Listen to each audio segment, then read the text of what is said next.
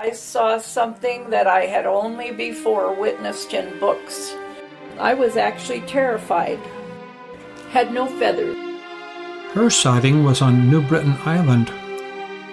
Being in a very remote village in a country like New Guinea, it was really a frightening activity for me. But this native teen on a nearby island had a worse fear, an encounter with a larger flying creature. I'm Jonathan Whitcomb, Executive Director of the nonprofit Animal Discovery.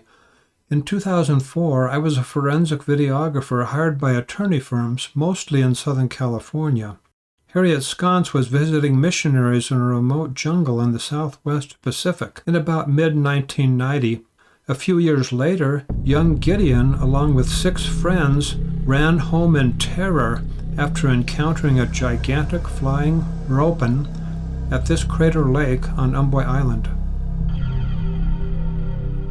I know exactly what I saw. I could take you today if we could go there. In 2003, Paul Nation of Texas sent me videotapes from expeditions on Umboi Island. What a discovery! Some of the natives had seen the mysterious ropen fly overhead, mostly at night. In September of 2004, I led my own expedition on Umboi Island. How I got there with my native bodyguard and what adventures we had, that is another story for another video. We eventually got to a remote little village deep in the interior of Umboi Island. We asked for Gideon, who had been interviewed by other explorers 10 years earlier. Is Gideon Cora? Yes, Cora. Okay. You told them about when you went up to the mountain where there was a lake or a big water. All right. What? Ropen or something that came to the lake? Yes. Yeah. Do you remember about how many there were? Plenty or 10 or? Only one. What's that? Only one. Did it have a tail? Yeah. It had a tail. Okay. How long was the tail? 7 meters long. 7 meters? Yeah. Okay. Let's step back a moment there. That's 7 meters is 23 feet. Just before I asked Gideon about the tail length, I asked him about the size of the wings. And he said 7 meter for estimating the wing size, but I was thinking wingspan, of course. And I think what happened was, see, Gideon and I were speaking mostly in English, but be considerate of him because it's not his native language. He doesn't usually speak that. I questioned him about the size of the wings. I said wings, W-I-N-G-S, and I don't think he understood that was plural. So when he estimated the size of the wings, he was thinking one wing. Another story, but we'll get into that in another video. So let's get back to the video now. After I had been talking with Gideon for a while, I learned that 2 other witnesses were present. These 2 other young men were with Gideon when the ropen flew over Lake Pung years ago. Years ago, he went to Lake Pung with Gideon. Gideon Papua New Yes. Yes. Okay. We went up with Gideon. When you got to Lake Pung, did you see something unusual or strange? Something you saw? Papua Pung ampe kandre Gideon imre. Yes. Yes. Well, what did you see?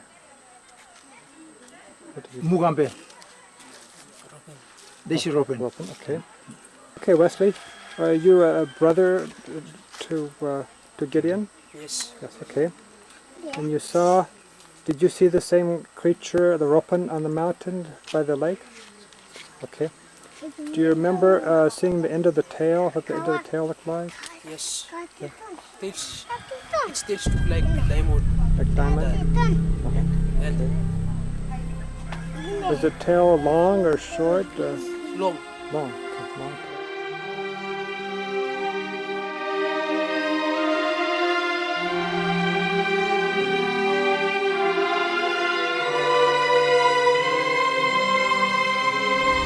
Whoa, let's get back to my interview with Gideon. Did you see the mouth or the beak very well? Its mouth like a crocodile. Like a crocodile? Crocodile. Okay. When I was interviewing Gideon, he knew almost nothing about me. He had no way of knowing that when I was a young man living in Pasadena, California, I had this strange hobby of raising crocodilians. Caimans, like the ones I raised in our backyard, are related to crocodiles and alligators. This kind of reptile has eyes at the top of the head, so it can see above the water when it's mostly submerged. Anything like a modern pterosaur would probably have a different position of the eyes, for it would be a flying creature. What does that have to do with my questioning Gideon? I wanted to test his honesty. Was he making up a story? After finishing videotaping the 3 young natives, Gideon and I drew sketches on the ground. I remember that he volunteered the word crocodile when he answered my question about the mouth of the ropin they had seen flying over that crater lake. I hoped he would remember that too, as I drew 2 heads in the dirt. One had the raised eye socket that resembled a crocodile. The other sketch was similar, but without the raised eye socket. If Gideon was making up a story, he might choose the one looking like a crocodile, or he'd take some time thinking about which one to choose. As soon as I asked him which of the 2 was like what he'd seen, he immediately chose the non-crocodile-like one. No hesitation. That convinced me that he was telling the truth. I was using a technique resembling what cross-examining attorneys sometimes use in court. Gideon would have been very unlikely to have known why I drew those 2 sketches in the dirt. If he were dishonest and making up a false story, he would have probably chosen the one more like a crocodile, for it would have supported his previous answer in which he came up with the word crocodile. River, and then you left. Let the prophet and they can. So it was flying on top along water? Okay.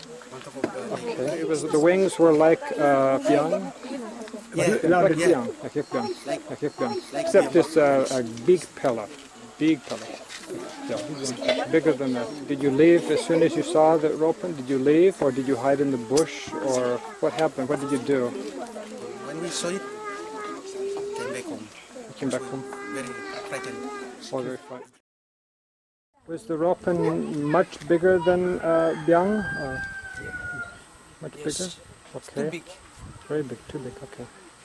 And you saw the ropin, were you afraid? So I'm very scared. Very scared?